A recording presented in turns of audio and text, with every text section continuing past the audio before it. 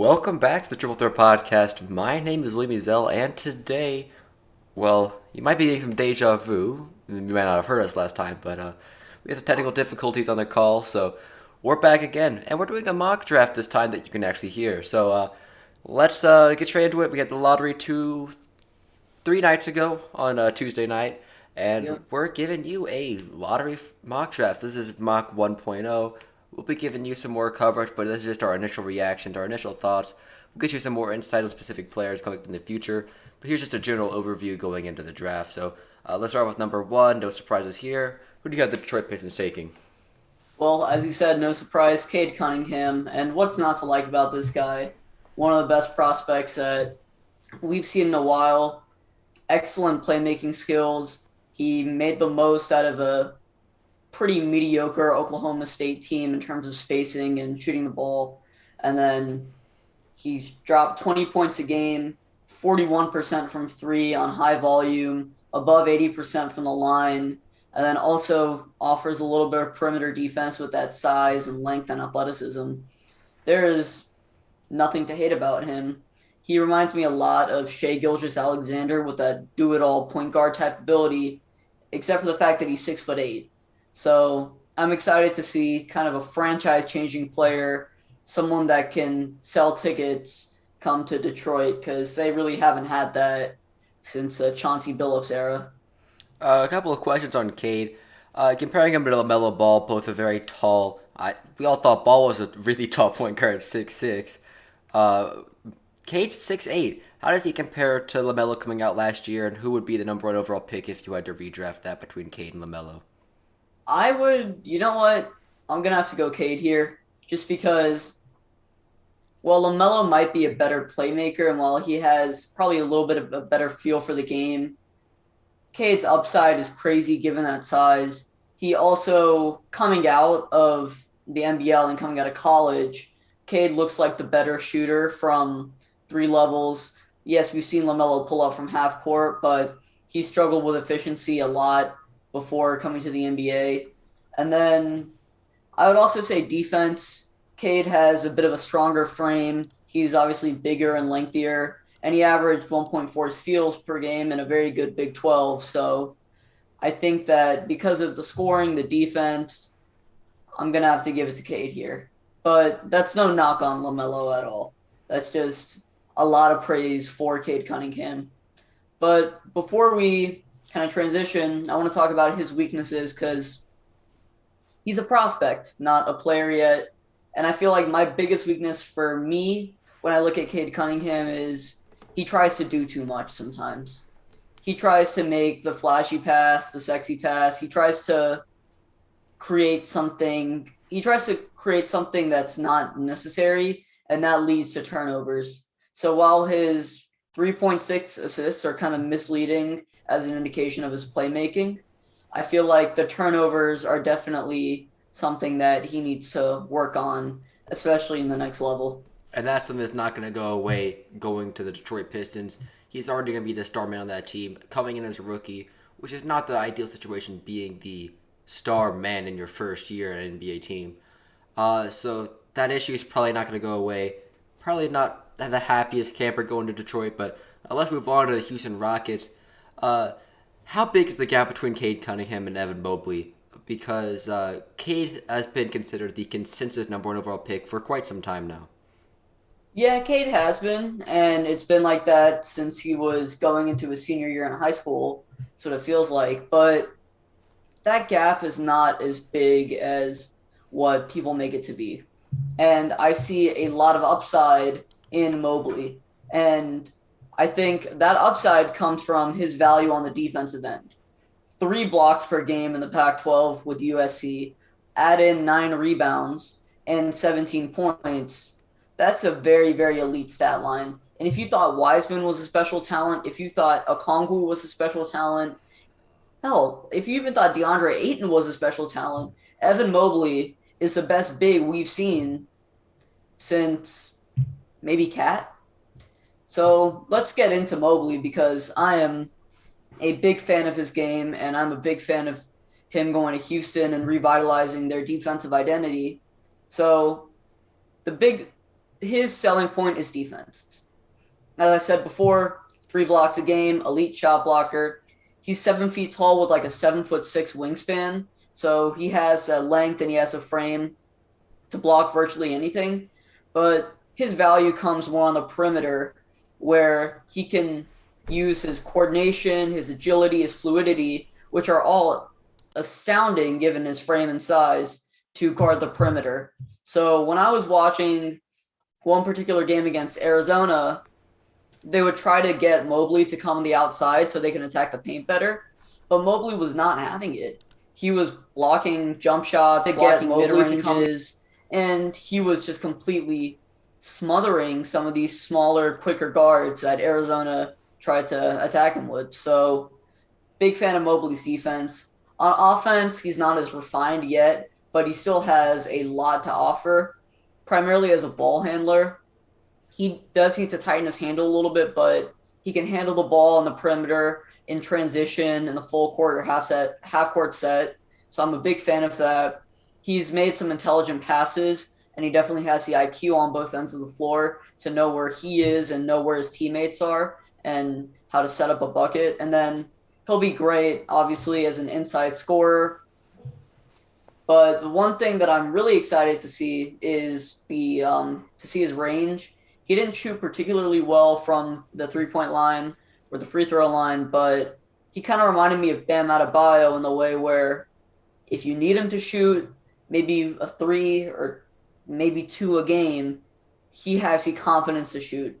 And for a big, having the confidence to shoot going to the NBA is something that is extremely vital. So if he extends his range a little bit, if he tightens the handle, and if he keeps on making intelligent passes, he can kind of be a hub from the block or from the elbow, like how Domantas Sabonis or Bam Adebayo are for their respective teams. So let's move on to our third selection, and you've got a trade here. So break this one down here. Who do you have coming up to the third overall spot with the Cleveland Cavaliers? So with Mobley gone, it doesn't really make sense for Cleveland to be picking here. They should try to get some extra assets. And I saw today that they were looking to potentially trade Colin Sexton. I personally would not do that. I love Sexton, 25 points per game scorer. He can be a great young guard on that team. But they have Garland, they have Sexton, they have Okoro. So they shouldn't really be looking for a guard like a Jalen Green or Jalen Suggs. But one team that could definitely benefit off of a scoring guard is the Oklahoma City Thunder. So they have picks galore. And this is where they start to package some of these picks to trade up and take a scoring guard. So the trade is pick 3 for pick 6, which is OKC's pick 16, which they got in the Kemba Walker trade, and a second round pick 35 from OKC. So after this trade, Thunder select Jalen Green out of the G League Ignite, and he will be an excellent scoring complement to Shai Gilgeous-Alexander. So Jalen Green, I've been a big fan of his since high school, and his big selling point is his explosiveness. He is only 6'5". He's only, or not only 6'5", but he's 6'5", only 165. I wish I was 6'5", by the way. That wouldn't we all? 5'6". I'm 5'6", bro. It sucks. But he's 165. He's got a wiry frame, but he can jump out the gym. He finishes with explosiveness. He finishes with contact, and he can dunk anything. He has an insane layup package. And despite his slightly unorthodox form, which is getting better as I keep on watching him progress from high school to the G League, he did shoot 37% from 3 on very high volume. So he has that perimeter scoring ability. So with Jalen Green, he can shoot from the 3. He really loves like one dribble pull-up jumpers from the mid-range. Well, I think that he won't take as many as he did in high school or the G League. That's another tool that he has in his bag, because if he can hit those, then like as a defender, you're kind of stuck. Do you want him to drive and maybe draw a foul, get a layup, or get an easy dunk, or do you want him to take one of these dangerous pull-up jumpers? So he's very solid from there. Playmaking wise, it's not the best, but it's not bad. He has made some smart passes. He does make good reads when necessary, but he's going to be a primary scorer. So we're going to see a lot of that playmaking come from Shea Gilgeous-Alexander or Darius Baisley. And then on defense, he's only 165 pounds. He doesn't have that strength yet. He has a lot of athleticism, and he had 1.5 steals in the G League, but he's got to bulk up to really be a solid factor on defense. And that kind of leads me into my next point about Green. I've said this before, 165 pounds, not going to cut it. Number one, injury concerns. When you're a high-flying player like that, when you're going to be taking contact at the rim, when you're going to be jumping, you can have one awkward landing on your knee. You can have someone like Joel Embiid kind of shove you to the ground, and it can all end there. So I'd like to see him bulk up to at least 185, 190 by his third season, and then I'll be more comfortable with his durability. But on the defensive end and in terms of durability, that weight scares me. And then also, I don't know how great he is when the offense doesn't revolve around him or when there's not a set play. When a set play breaks down and he's not the focal point, he tends to have lapses. And when the offense isn't as fast paced or as transition focused as he's experienced in high school or the G League, he tends to break down. So in late game situations, when it's more grit and grind, when the pace slows down a little bit, that's definitely something he's going to need to work on. But the upside is there. He has the potential to be the best scorer in the class, and I think if everything goes right, he can be a 27 plus points per game scorer in his prime.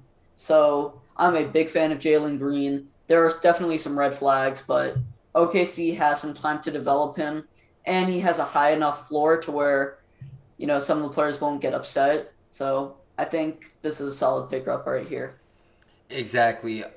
His scoring ability is undoubtedly going to translate to the NBA level. The only thing you worry about is that playmaking of an assist turn ratio of about 1-to-1, which is a bit concerning, but something that can be fixed. He has the potential. He's got all the skills in the world. And as you said, this pick makes sense just because it fits with the timeline of the team.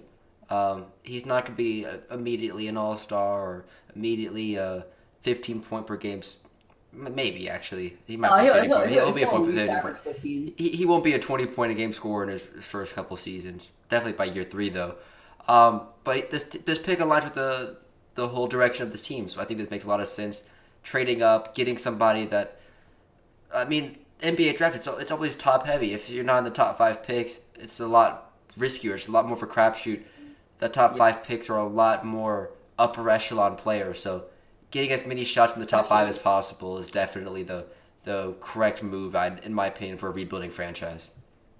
Yeah, so I'm a really big fan of this pick just as a whole because, man, I love Jalen Green. I can see him being the best player in this class if everything works out. But moving on, Toronto Raptors.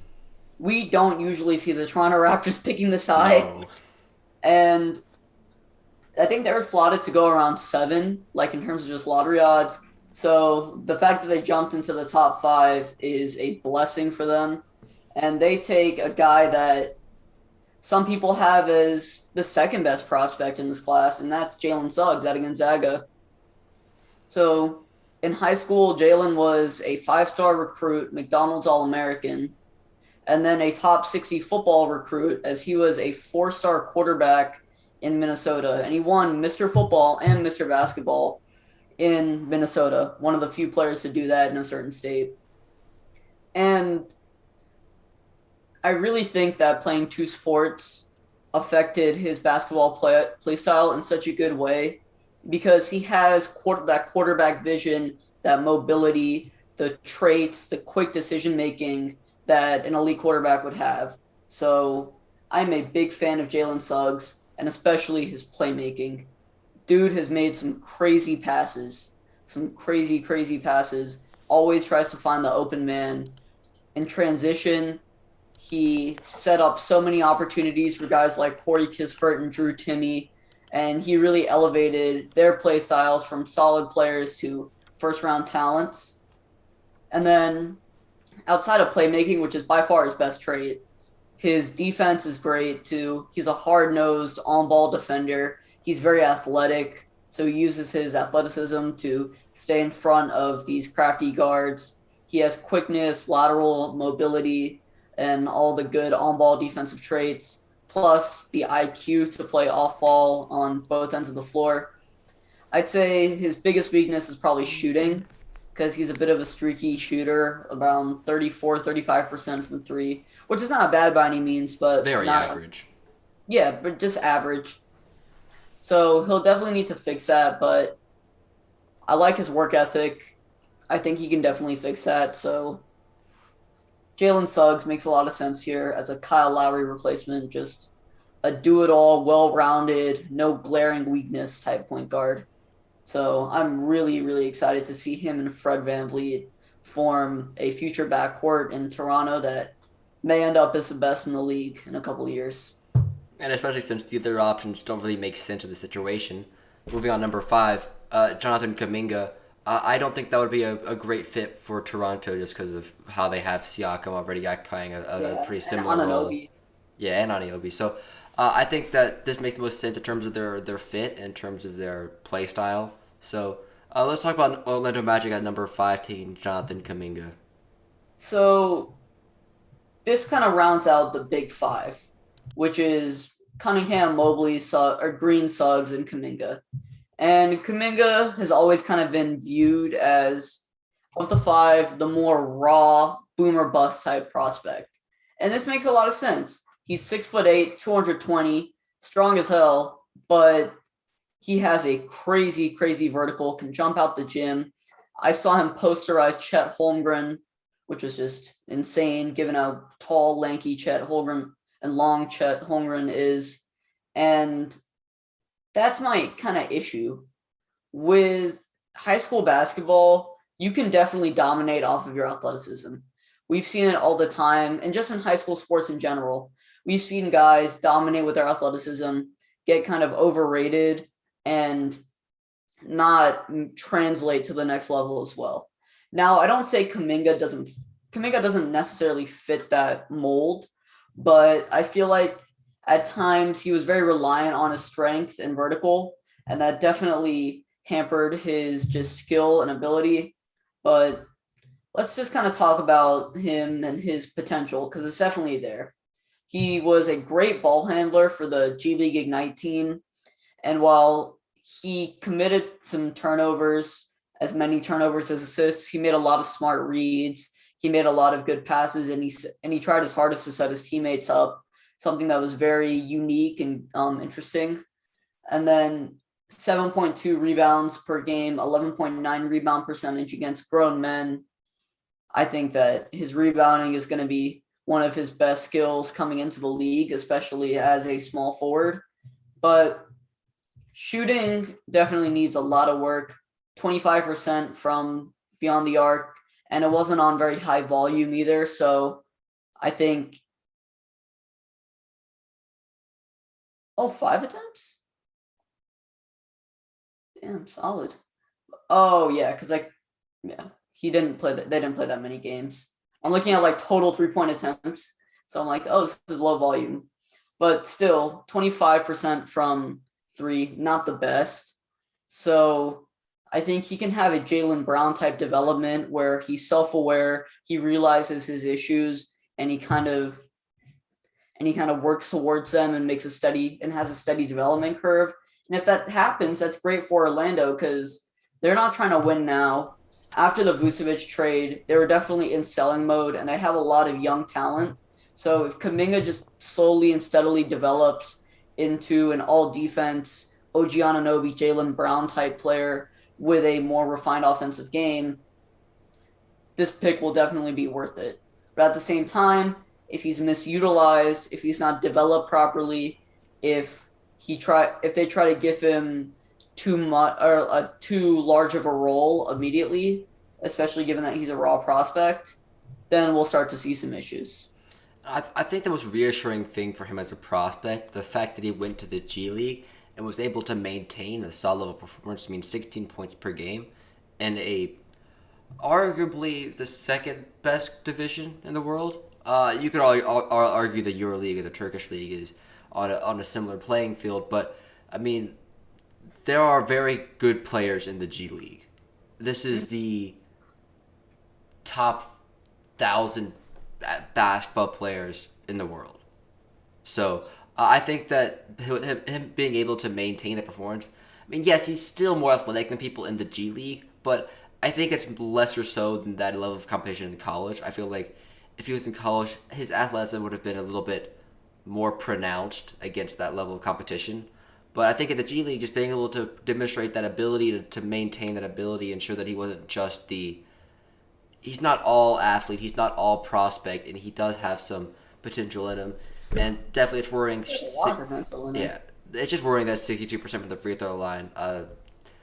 I'd hoped he'd get above 70, but it's for him as a prospect. I don't think it's too big of a concern. His shooting ability. You just want to see that be more of a consistent part of his game, and that's just about it. He doesn't have to be a good shooter. He just has to be a threat to shoot. Look at Giannis. I mean, he's not a good shooter, but I mean, having the threat to shoot opens up so much more. Just having that, oh, he might shoot here. Not that he will make it, but just that threat is so important for an NBA player. Yeah, I just like to see him develop his offensive bag a little more, Kuminga, because he's flashed great shot creation abilities. He loves the spin move. He loves a crossover. He has a really nice hezzy game, but I think that if he utilizes his explosiveness a little bit more and kind of adds more moves, adds more dimensions to his offense, just especially as a finisher or even in the mid range, and if his defense and IQ catches up a little bit, we could be sitting on a very, very, very solid player for the Orlando Magic, all star, all NBA quality. But moving on, Cleveland, they trade back to pick six. And this is where this is probably my hottest take and the player that I'm highest on compared to most people. And that is Franz Wagner out of Michigan. I am such a big fan of this guy. I've been watching him a lot. I'm starting to become a big fan of him. And it's just his do it all performance, his do it all ability is just something that's very unique and would complement Okoro, Sexton, and Garland very well. So I would say with Wagner, my biggest plus for him in Cleveland is his off ball ability on both ends of the floor. He's not like Curry where he's picking apart defenses with his off ball abilities, but in college, he was consistently moving, setting screens, cutting, rolling, fading out, doing everything to get into an open position to utilize his very solid shooting touch, 38% from three, 82% from the line, I believe. And on defense, he is one of the most high IQ defenders I've seen, especially this season. Knows exactly where to be, knows where his teammates are at all times, and that off-ball defense ability and his feel for the game are just great. And then along with that, solid shooting touch, great playmaking ability, 3 assists to only 1 turnover, and that was in a pretty solid Big Ten. He's not going to be an 8-time All-Star and a 25-plus points per game scorer, but he'll be the guy that can do everything, whether it's playmaking, shooting, defense, IQ, even a little bit of rebounding too, given that he's 6'9", and he can play really anywhere from the 1 to the 4, and he can guard anywhere from the 1 to the 4. So that will be extremely valuable when you have score first guys like Sexton and more defensive specialists like Isaac Okoro. Wagner can step up and be a consistent, steady piece on a slowly improving Cleveland Cavaliers team. Yeah, I think this piece makes a lot of sense here. The front court is definitely full.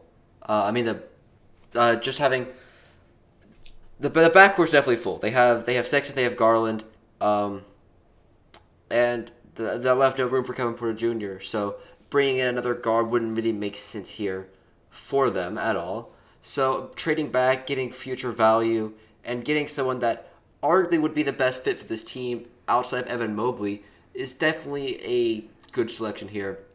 And you're going to see a lot of comparisons to his brother. So, how would you break that narrative of comparing him to his brother Mo Wagner?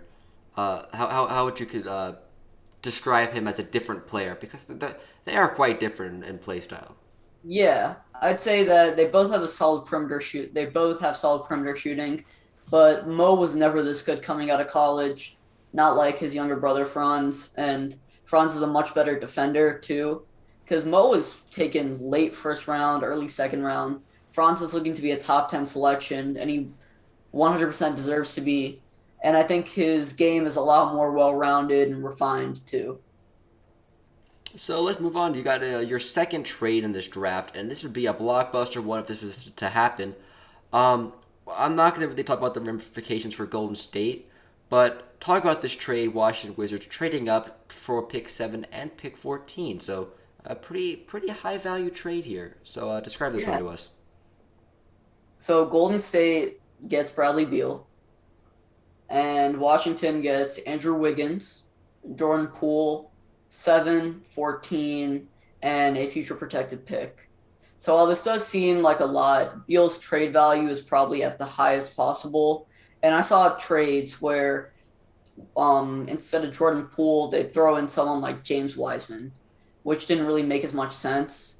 So I think that Poole definitely makes a lot more sense here because Golden State does not really they don't need pick 7. They don't need pick 14. They need to compete.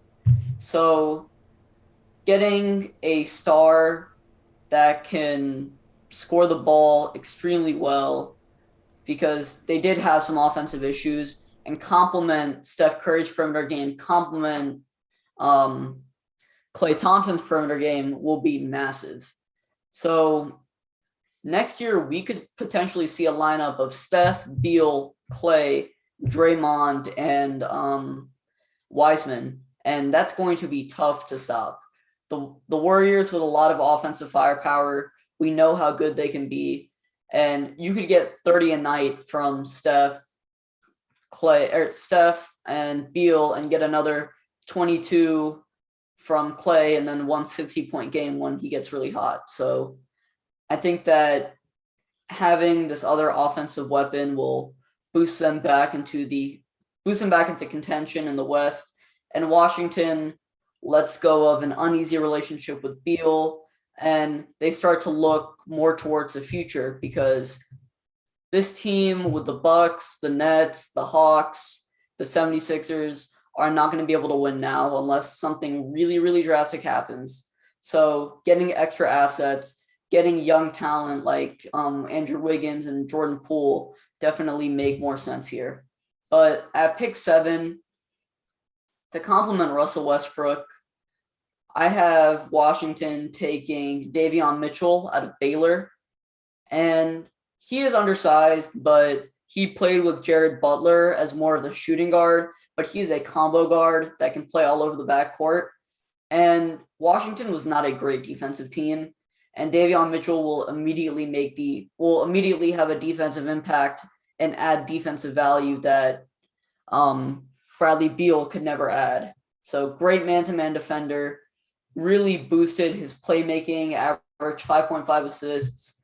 And I think one trait that I love about Mitchell is his ability to step up in big games or in big tournaments. Because without Mitchell's elevation and performance, Baylor wouldn't have won the national championship game. They were dominating teams like Gonzaga and Houston because of Mitchell's two-way ability. And if I see a player that steps up when it really matters most, I really like that because you're going to have all this pressure on you. You're going to have really tough experiences. You're going to have high pressure experiences. There are going to be 40,000 fans screaming at you every night in the NBA. And if you're able to step up when it matters most or when you have that high pressure, that means that you can last in a very cutthroat, tough NBA environment. Now I understand why the Warriors would want to trade away the first round pick considering their timeline. Like look at the number 6 pick last year on Yeka. I mean the Hawks doing a deep run, but his minutes are not contributing to that team's success. I mean, he's helping, but like he's not the major contributor to that team. But let's compare Davion to Bradley Beal. Is that two-way ability that Davion offers, would that help the Warriors more than what Bradley Beal would provide that offense, being an elite scorer? And how does that fit with Steph Curry and Klay Thompson in the backcourt? Because that's getting really, really crowded, and you're really, really lacking in the front court. I do think it's a big deal that they did keep James Wiseman in that trade. I think any trade, you need to keep James Wiseman just because of that. One, he does offer great trade value, but that potential defensively, and they don't have really anyone else that can play the five as well as he can, and his development can be very frightening. Just talk about that. How does Davion compare to Bradley Beal in terms of a Warriors fit if they were to keep either of those players? So with Davion, if he were to be drafted by Golden State with this selection, he'd be the backup combo guard for them in case Steph or Clay need to miss a couple games. He'll step in for them. But the thing with Golden State was they were a top 5 or 6 defense last year. If you're just looking purely at defensive efficiency, which is a defensive rating, probably the best indicator of team defense, they were fifth. But on offense, they really did not look the part. They didn't look like the Golden State that we're used to seeing. And I feel like a lot of that comes with all of the load coming onto Stephen Curry because we don't know if like how many games Klay Thompson will miss. Hopefully he plays the 82, but there are going to be times where he feels uneasy, where he feels sore, and they'll need to give him a break. So having Beal there as a second option is kind of insurance for that. And Beal is a great off-ball player, which is what Golden State's system kind of emphasizes. So Beal's off-ball ability will translate very nicely in Golden State, and that's something that Mitchell doesn't really have yet, especially being a rookie. So I think in terms of fitting in with the time frame, fitting in with the system, and we saw Brad Beal play minutes at small forward. We've seen Klay Thompson play minutes at small forward, and Golden State is a fairly positionless team, if you know what I mean. I think that there won't be too much dispute in the backcourt. It'll just be Steph at point, and then you'll have Beal and Klay on the wings. And there's one other trade option I would like to consider here. If you're Golden State, do you try making a move at Pascal Siakam?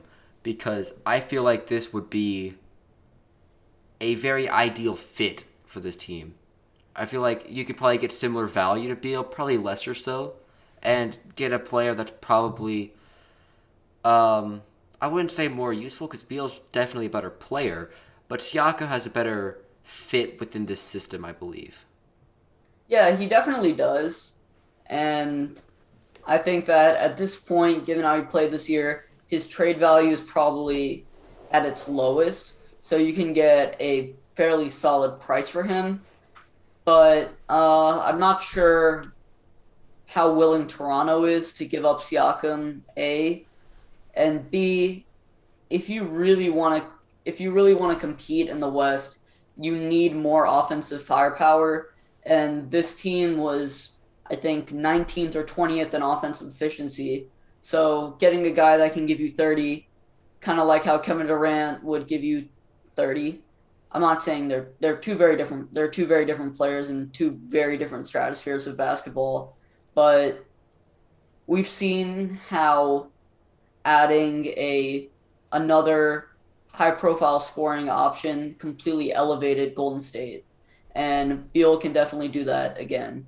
And while Siakam's overall fit might be better, and while the asking price is definitely lower, I think that if they really want to come back to this championship caliber team that we all know them as, Bradley Beal is the one that will raise their ceiling. So let's move on, speed things up a little bit here. Moving on, Orlando making their second pick of the draft so far. Who do you have the Magic taking at number 8 to pair with Jonathan Kuminga? So I have them looking at a guard here, and one of their big issues was defense, 26th ranked defense in the league. And I have them taking Keon Johnson, another pretty raw athletic prospect that fits in with their timeline. He's shown flashes on offense, but defense is where he'll make his immediate impact on ball and even off ball. But he has that explosiveness. He had a 48-inch moving vert, which is a combine record, and he's raw with a lot of potential. And I think that if it's fully unlocked with Kaminga's, this team down the line in 4 or 5 years will be extremely set. So he fits in with Orlando's rebuilding time frame the best, as opposed to someone like Scotty Barnes who had kind of clogged up an already deep front court. Yeah, for sure. He definitely came out a lot stronger at the end of the season. Really turned a corner and got significantly more minutes and more points.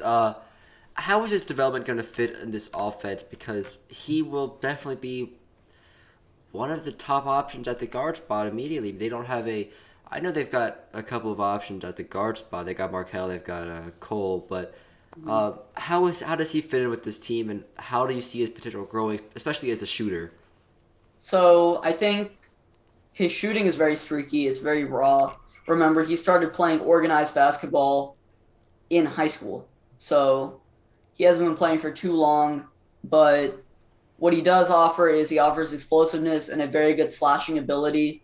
So he'll definitely be getting some drives. He'll be getting to the basket and hopefully developing moves like floaters and a more advanced layup package to be more efficient there.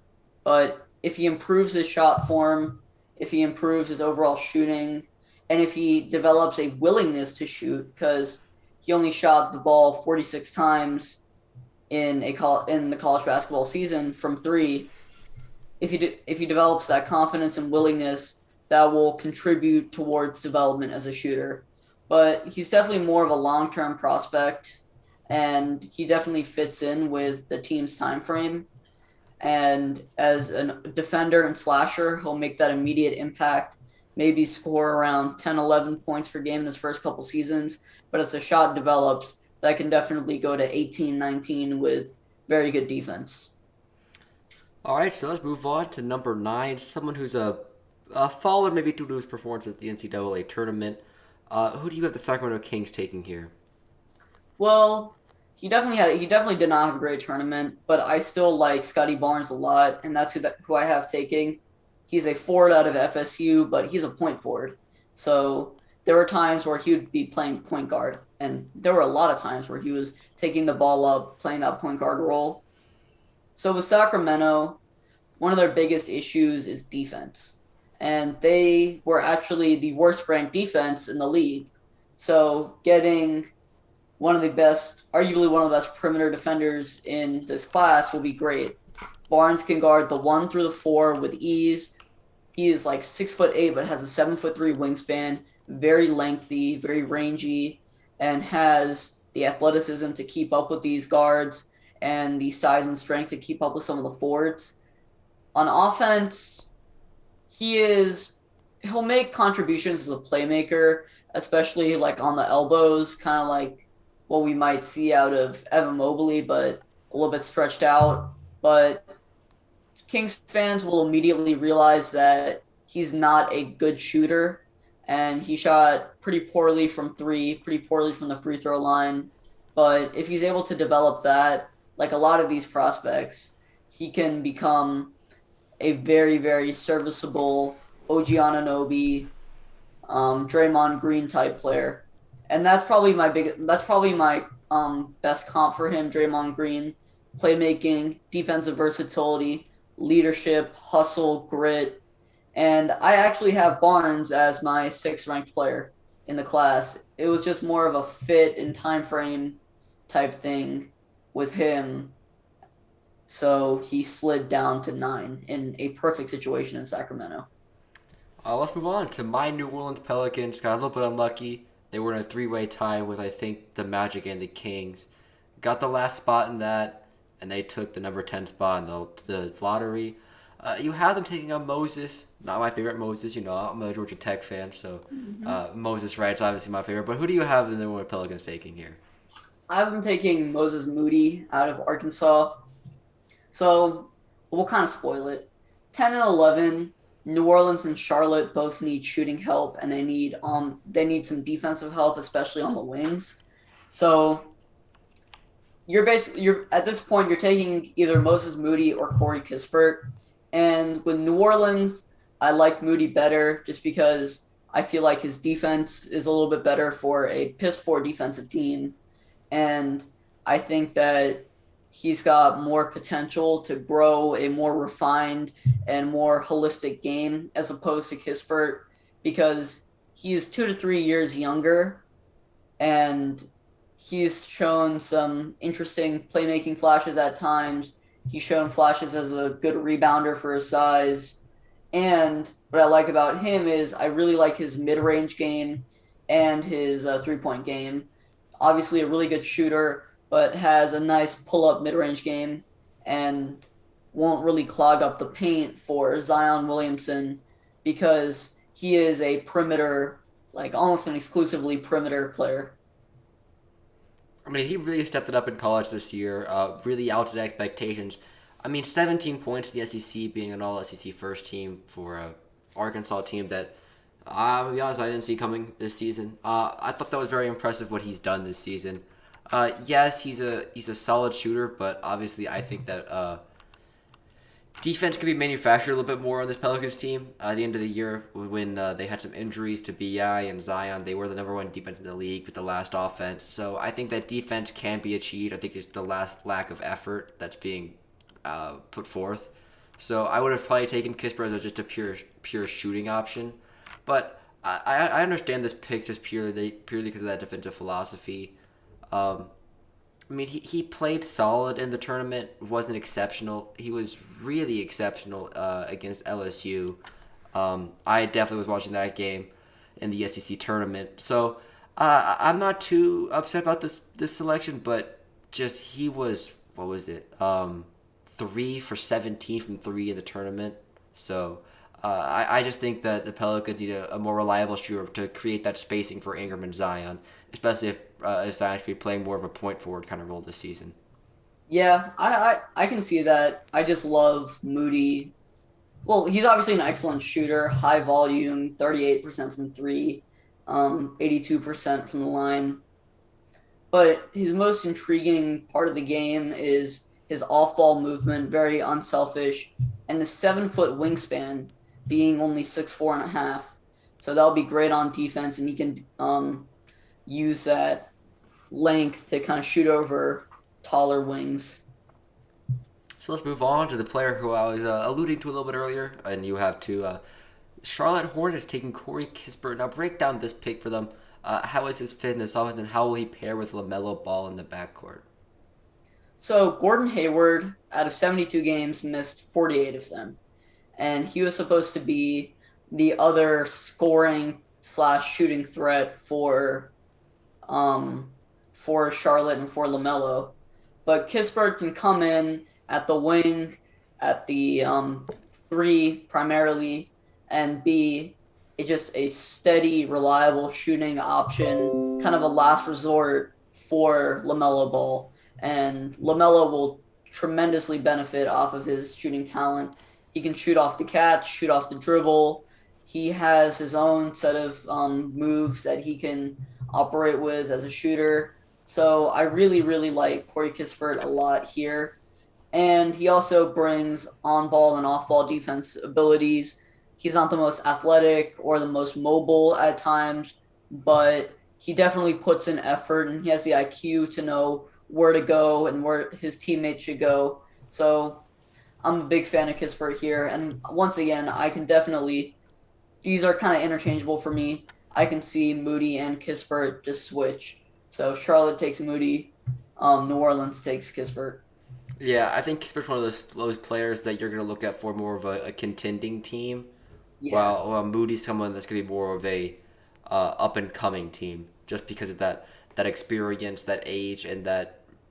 I mean, Moody can be an equal shooter to Kispert, but Kispert's already more just the polish. Let's say the polish on those Yeah. players. So hmm I move on. Number 12, the San Antonio Spurs doing a very San Antonio selection. We would say. Who do you have the Yeah. Spurs taking here?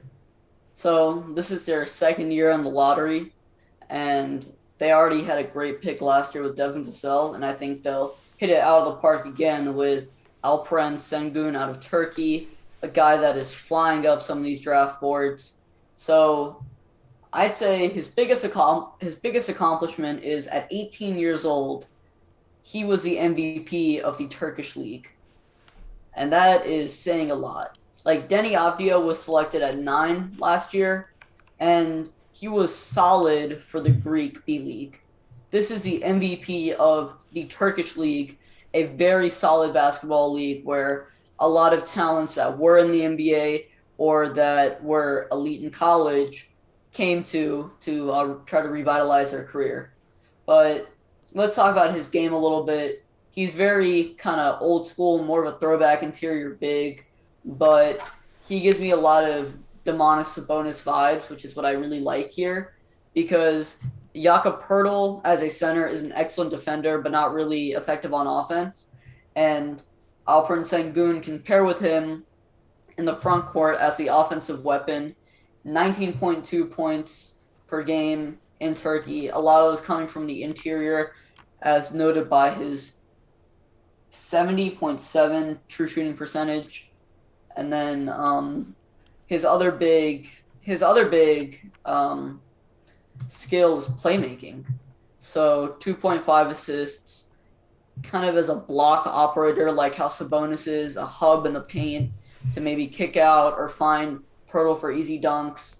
I think that this is great here. Interior finishing, great feel for the game. Already a solid rebounder given his height, 6'10", 240 pounds. And he has that ability to make plays. So if he develops a shot, which is something that he has not done at all yet, not really shooting on high volume and not really shooting well, Sengun can be a Domantas Sabonis, Nikola Vucevic type player. And that will fit perfectly with Jakob Pertl in San Antonio's front court. Now, I don't think a lot of people are going to realize how competitive Turkish basketball is. Just for context, they won the Euros this year for basketball, so they are the best country in Europe for basketball talent.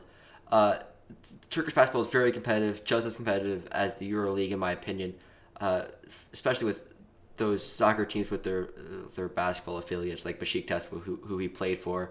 Winning the MVP of that, that's an equal accomplishment to what Luka did. Yes, he's not going to be a 3-point shooter, taking less than one a game, shooting 19% from three. I mean, he's not going to be a stretch player by any stretch of the imagination. But he definitely deserved MVP. First in field goals, first in offensive rebounds, first in field goal percentage, eighth in steals, and second in blocks. He was incredibly effective throughout the entire season, scoring 19 points per game at 18 against grown men in Turkey. I think that's one of the most impressive things that he can do. Um, Unfortunately, I don't want the Pelicans to take him. I don't think the fit there is good at all. But I think that a team like San Antonio is a great fit for him, a great fit for his development. And he's definitely a player that is ready. I think people really underestimate the strength of top flight European basketball. Like Deni Avdija, second flight Israeli league, as you were talking about. Um, what was Giannis? Second tier, third tier maybe of Greek, Yeah, it was second tier second in tier Europe. of Greek basketball. So, looking at guys like Luka and like um, Sengun, I mean, just dominant at the highest level. Um, These are grown men. These are guys that have played in the league too. yeah, like this might be more this is more physically imposing than the G League and maybe even the NBA. Just the level of physicality that's going on. But he shot 81% from the free throw line, a very high clip. So he does have a solid stroke, but he's not going to be a stretch player. But I love this pick, and I think that there's a very good reason why he's flying up these draft boards. Definitely an A plus pick if this would really happen. Yeah. So moving on, Indiana, they're kind of in a tough situation. They don't really have an identity. They're looking to trade one of Domantas Sabonis or Miles Turner. but I have them just going kind of best player available here, taking Josh Giddey out of Australia.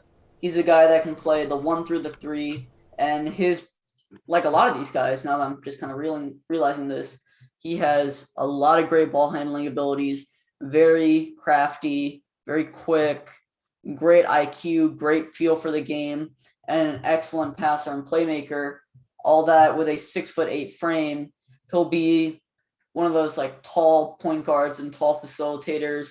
Think of someone like a better version of Evan Turner, a Kyle Anderson, and develops his if he develops his shot a little bit more, because he already has great defensive abilities, he can be a Joe Ingles type player, someone very valuable to any contending team. I think that's definitely a good option for them. Um, they will have Levert. Still, some concerns over his health. I mean, this team is a solid roster, but they do have a lot of players on the trade block, you could say, because they aren't in a situation that's very favorable for them. Obviously, missing out on the playoffs this year.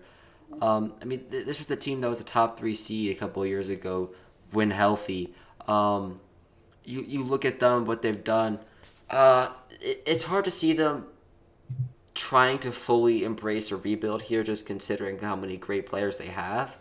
But they're not going to be in any shape or form trying to contend without a superstar. I mean, Brogdon, Sabonis, Turner, and Levert is a great core, but they need someone to slot in there. Completely hypothetical. This would never happen. But if they had Kawhi on this team, filling in perfectly in this roster, this is a championship roster. But they don't have a superstar, and there's no chance they can get one with their assets and with their salary cap situation. So, yeah, it's just a really tough situation for them to get themselves back into contending for some sort of playoff success in the Eastern Conference, especially with the rise of a lot of teams in the East. Yeah, like as I was saying, they're becoming more in no man's land. They don't have that identity. Like for example, Milwaukee, you know them by Giannis, you know Philly by Embiid, you know Brooklyn by Kevin Durant, you know Atlanta by Trae Young, you even know Boston by Jason Tatum. And Sabonis is not that franchise identity defining player. So hopefully they'll pick higher in the next couple of drafts to find that guy. But let's move on to the final team. Once again, the Washington Wizards picking, and I have them taking a guy that I'm starting to really like a lot out of Real Madrid, as you're talking about the soccer clubs with the basketball team, and that is Usman Garuba. So, Garuba did not have those Luka Doncic type stats in the EuroLeague, but he was pretty solid. He is only 19, but he has a great frame, a lot of athleticism, a lot of hustle, and he'll immediately make a defensive impact for a team that was not very good on defense. Because when I look at the Wizards, you have Westbrook at point guard, you'll have Mitchell at shooting guard, Wiggins at small forward. I'm just looking at the trade. Rui Hachimura and Davis Bertans and even Denny Avdia playing the power forward. And then at center, I like Daniel Gafford, but they definitely need to upgrade, especially for a more defensive anchor, a more versatile defensive anchor. And that is where Usman Garuba fits in. Very high IQ defender, puts in a lot of effort, just can jump out the gym, made some crazy blocks, and he just flies around the floor, looks for block shots, looks for steals, tries to jump passing lanes. While he does gamble at times, he is definitely a plus on defense. He's also not that big. He is only 6'8", 229, but he's extremely switchable for a defensive minded center. And he reminds me a lot of Bam Adebayo in the way where he can switch off to the perimeter or stay in the paint and be an impact shot blocker. And once again, he reminds me of Adebayo because he is a very skilled passer for his position, for his age, and for his role in Europe. He finds the open man, great precision, great delivery on his passes. And while his shooting touch needs to improve, this dude has a Bam Adebayo ceiling, which is very valuable when in the next 4 or 5 years you have a much improved roster to take into the playoffs. Now, looking at Usman, he's had 2 years of EuroLeague experience. And I just wanted to compare what he's done so far with what Luka did in his career at Real Madrid as well. So Luka had 3 years at Real Madrid. Started off in his first year, 3.5 points in the EuroLeague, went up to 7.8 in his second year. And then in that third year, in, what was it, 17, 18, 16 points. A big step in year three. If you look at Usman, he was 4.4 in his first year. Really impressive just coming in the league as what a 16-year-old at the time. Yeah. Last year didn't really have that development. He played in a lot more games, doubled the games, almost tripled the games actually, but only went to 4 points a game. So he doesn't have that same wealth of experience that Luka did. I would have liked to have seen him do one more year in Europe to just see if he could take that step as a player. Was getting 16 minutes a game. Luka was getting 26. So just I wanted to see him take another step this season, especially with a bigger workload. But I would have advised him to stay back another year. But he's getting paid. He's a professional in Europe. But the NBA is always the biggest allure. I just would rather him be polished when he comes over and get a better starting point because getting off to a rough start can be really tough for a player. Limits opportunities and growth. Getting another year abroad would be something that I would have advised, and maybe it's a draft and stash kind of prospect, but you're not going to take a lottery pick on a draft and stash. So, would have liked to see one more year back in Europe.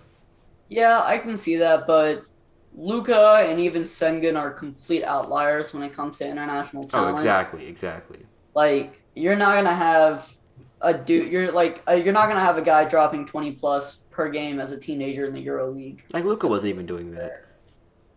Like Luka was only dropping 16. Like it's not like a huge impact he was having. I mean, he was the MVP obviously, but I just would have rather seen Usman get another year of experience as a starting player. Yeah, he definitely has that defensive potential, and the playmaking is definitely there from what I've seen. So I think hopefully it can translate, and Washington will have a much better coach as opposed to Scott Brooks. So their player development system will be a little bit better, and he'll be able to find his role better. But that wraps up for the lottery mock draft. Let's see. Are there any comments or questions? Don't No believe comments. so. Not today, but please, if you're watching this, drop your thoughts, comments in the comment section below. And be sure to check out the website because I will be posting this along with a couple more picks in a big board eventually. So definitely check out the website for articles, especially as the draft season and as the finals approach. So, as always, I'm Ishan Hey, Chef. one more thing. Oh, Stay tuned tomorrow. We've got Rod Simba coming back on the podcast. Yeah. Um, Rod Pod Part 2. Rod Part 2. I don't know what we're going to talk about, though. I think it's definitely a one where the fans can drive what we talk about, but definitely we're talking about basketball again. I know we have some good talk about international soccer with Euros going on, Copa America. We could have some good talk about that. Make fun of his Dallas Cowboys for sure. That's always a good one. But it'll be a fun with Rod. He's always a great talk. He's a great person, and special. We gotta link him because he's got something big dropping today. I think so. Definitely plug that on the podcast tomorrow. It dropped. I know it dropped today. It sounded good. It sounded good from does. what I heard. Well, So- we'll give you more deets tomorrow when Rod's on Yeah. because he's got the expertise on his own work, obviously. But definitely stay tuned. Rod's always a great guy to have on the podcast. And the podcast turns from something a little bit more structured and scripted to a more natural conversation. And that's where the fans can really come in and make an impact to drive. And that's what Will and I like to do more anyways. So big fan of Rod. As always, I'm Ishan Cheth, William Ezel with me, and go Hawks.